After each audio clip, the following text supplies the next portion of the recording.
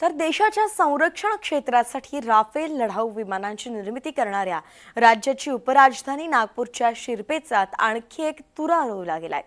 नागपूर जिल्ह्यातील सावनेर इथे प्रस्तावित डिफेन्स न्यूक्लिअर एरोस्पेस म्हणजेच डीएनए कॉरिडॉर प्रकल्पासाठी आवश्यक असलेल्या 2721 हेक्टर भूसंपादनास राज्य सरकारच्या उच्चाधिकार समितीने मंजुरी दिलेली आहे आणि याच संदर्भातही आढावा घेतलाय आमचे प्रतिनिधी प्रवीण मुधोळकर यांनी।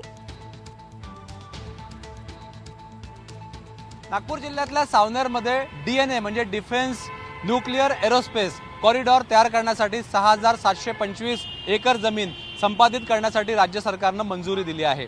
हा डीएनए म्हणजे डिफेन्स न्यूक्लिअर एरोस्पेस हा जो कॉरिडॉर आहे हा कॉरिडॉर 6725 एकरामध्ये साकारला जाईल। त्या ठिकाणी डिफेन्ससाठी ज्या गोष्टी लागतात म्हणजे रणगाड्या असतील, बंदुका असतील, गोळ्या असतील किंवा इतर ट्रक, टेंट ज्या ज्या गोष्टी सैन्याला लागतात त्या तयार करण्यासाठी या डिफेन्स कॉरिडॉरमध्ये फॅसिलिटी असेल आणि त्या फॅसिलिटीमध्ये या गोष्टी तयार केल्या जातील।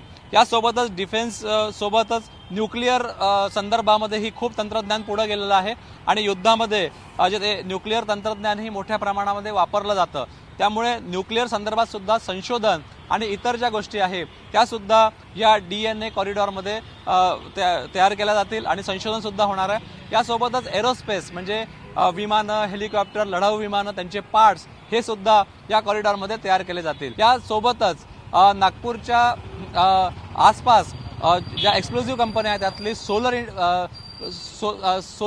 एक्सप्लोजिव्ह लिमिटेड जी कंपनी आहे ती जगातली चौथी सर्वात मोठी खाजगी एक्सप्लोजिव्ह तयार करणारी डिफेन्स एक्सप्लोजिव्ह तयार करणारी कंपनी आहे। ती जवळपास 4-5 हजार एकरमध्ये आहे। त्यामुळे जगात जेवढेही खाजगी एक्सप्लोजिव्ह तयार करणाऱ्या कंपन्या आहेत त्यातली चौथी सगळ्यात मोठी कंपनी आहे। त्यामुळे नागपूरचं योगदान जे भारताला एकंदरीतच संरक्षण क्षेत्रामध्ये आत्मनिर्भर करण्यासंदर्भात यापूर्वी राहिलेलं आहे त्यात आता एक मानाचा तुरा आणखी जोडला गेलेला आहे। 6725 एकर जमीन सावनेरमध्ये संपादित केली जाईल आणि लवकरच त्या ठिकाणी डीएनए म्हणजे डिफेन्स न्यूक्लिअर एरोस्पेस कॉरिडॉर तयार केला जाईल। व्हिडिओ जर्नलिस्ट विनय शुक्लासह प्रवीण मुधोळकर, एनडीटीव्ही मराठी, नागपूर।